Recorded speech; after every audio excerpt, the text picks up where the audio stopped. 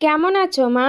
আমি চাই তুমি ওপারে ভালো থাকো। তুমি নেই আজ 5 বছর হয়ে গেল। লোকে বলে মৃত মানুষের নামে কোনো অভিযোগ করতে নেই বা মনে আনতে নেই, কিন্তু তোমার প্রতি যে আমার এক আকাশ সমান অভিযোগ জমা, সেগুলো কোথাও প্রকাশ না পেয়ে মনের ভিতরে গুমড়ে গুমড়ে মরছে। আজ কিছুটা প্রকাশ করে মনের সেই ভার হালকা করে নিচ্ছি মা। আর সেই অপরাধে আমাকে ক্ষমা করে দিও। জানো মা, তুমি বিনা দোষে এক 17 বছরই বয়সীর কিশোরীর মন ভেঙে দিয়েছো। তার সব স্বপ্ন তুমি গুড়িয়ে দিয়েছিলে অবেলায়, সংসার জীবন বানিয়ে দিয়েছিলে তীক্ষ্ণময়। জীবিত থাকাকালীন এতটুকু শান্তি দাওনি আমায়। সব সময় গরিবের মেয়ে বলে অবজ্ঞা করেছো, অথচ এই আমাকেই তুমি তোমার ছেলের বউ হিসেবে পছন্দ করে এনেছিলে। তবুও তোমার সব প্রয়োজনে এই অকম্মা আমাকেই লাগতো, তাও তুমি বিন্দুমাত্র কৃতজ্ঞতা স্বীকার করনি কখনো। তুমি এতটাই নিষ্ঠুরতম মা ছিলে যে গর্ভকালীন সময়েও আমাকে ছাড় দাওনি।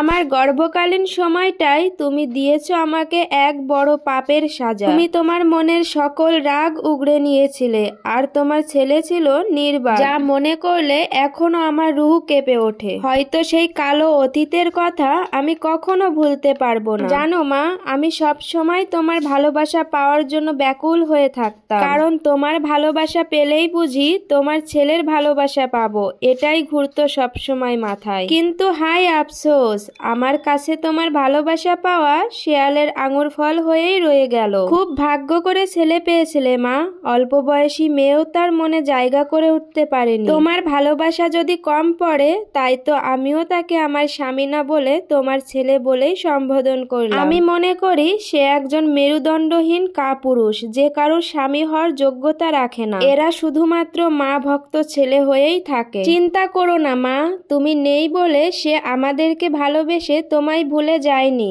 বরং এখনো তোমায় মনে করে সে খুবই কাঁদে, প্রতি কথাই তোমাকে মিস করে। তুমি খুশি তো মা?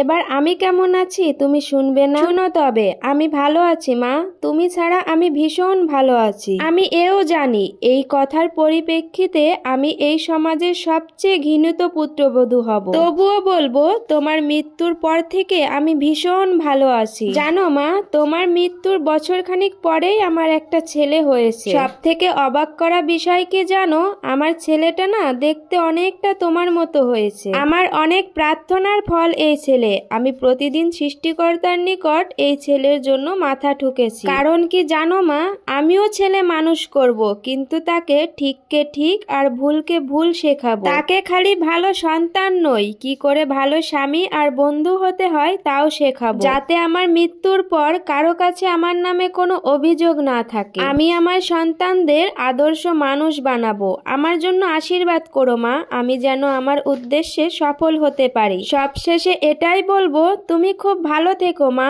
আমার কথা তুমি ভেবো না, তুমিই না আমিও খুব ভালো থাকবো। এটা শাশুড়ির কবরের পাশে দাঁড়িয়ে এক পুত্রবধূর অভিযোগ। আমি মনে করি শাশুড়িদের প্রতি এমন অভিযোগ হাজার হাজার পুত্রবধূর। কেউ হয়তো প্রকাশ করতে পারে, আবার কেউ হয়তো পারে না। আচ্ছা, শাশুড়িরা ছেলের বউকে কেন নিজের মেয়ে ভাবতে পারে না? তারাও তো একসময় বউ ছিল, তারা তো একবারেই শাশুড়ি হয়ে আসেনি। এটাও ঠিক, সব শাশুড়ি এক হয় না। কিছু কিছু খারাপ শাশুড়ির জন্য সমস্ত শাশুড়িদের বদনাম।